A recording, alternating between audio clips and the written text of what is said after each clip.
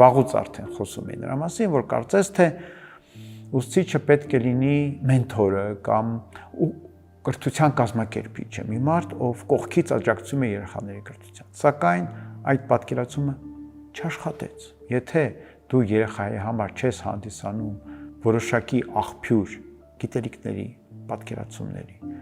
ապա դու իր համար դառնում ես ուղղակի մեծահասակ։ Իրականում մենք իրենց հենց այդպես է սովորեցնում ենք, որ նրանք կարող են ենթարկվել, լսել եւ կարևորել միայն այն մեծահասակներին, ովքեր իրենց համար հեղինակություն են։ Այն, որ նա հանդիսանում է գիտելիքի աղբյուր, այլևս չի աշխատի, որովհետեւ այսօրվա արհեստական բանականության համակարգերը ավելի խելոք են, քան ցանկացած ուսուցիչ։ Գոնե առարկայի սահմաններում, գոնե դպրոցական առարկայի